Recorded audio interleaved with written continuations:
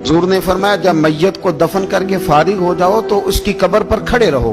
खुद हुजूर भी कब्र पर खड़े रहते दफन करने के बाद और फरमाते इसके साबित कदम रहने की दुआ करो, इसलिए कि अब इससे सवालों जवाब होंगे, अब फरिश्ते इसकी कब्र में आएंगे, अब इससे पूछेंगे, अब इसके साथ वो इम्तिहान होगा, तो इसके लिए दुआ करो, कब्र पे खड़े होके दुआ मांगो। एक हदीस में फरमाया कि इतनी देर दुआ मांगो, इतनी देर दुआ मांगो कि जितनी देर ऊंट ज़िबा करके खाल उतार के गोश्त बना के, ऊंट ज़िबा करना सबसे ज्यादा मुश्किल है, ऊंट ज़िबा करके खाल उतार के गोश्त बना के बांट देते हो, इतनी देर मरने वाले की कब्र पे खड़े रह के दुआ मांगा करो, क्योंकि अब फरिश्ते आएंगे, सवालो जवाब होगा। मुसन्नफ अब्दुल रज़ाक में हदीस है कि एक बंदे को सिर्फ एक कोड़ा मारा गया था कब्र में, तो उसकी सारी कब्र में आग भड़क उठी। तो पूछता है कि ये एक कोड़ा मुझे क्यों मारा गया? तो उन्होंने कहा एक वजह तो ये थी कि तू पाकी पलीदी का ख्याल नहीं करता था, और दूसरी वजह ये थी कि एक दफा एक मजलूम ने तुझसे कहा था मेरी मदद कर, और तू मदद करने पे कादिर था, तेरे अंदर हिम्मत थी, और तू उसकी मदद के लिए तैयार नहीं हुआ। वो हमारा मशहूर फिक्र है ना कि सानू की लगे पराई लड़ाई पुराई आग नू असी घर क्यों ले आइए। तो वो जो हमारा खास मामला है ना कि किसी की मदद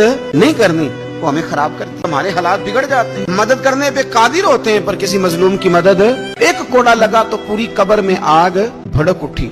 अज़ाबे कब्र से अल्लाह की पनाह मांगी जाए, डरा जाए, और आखिरत के लिए कब्र के लिए तैयार। कुरान मजीद ने कहा वैज़ल कुबूर बुस्सिरत, जब कब्रें कुरेदी जाएंगी ना, अलिमत नफ्सुम मा क़द्दमत व अख़रत, फिर हर जान जान लेगी कि उसने आगे क्या भेजा और पीछे क्या छोड़ा। मेरे अजीज, अपनी कब्र के लिए अपनी आखिरत के लिए फिक्र करें।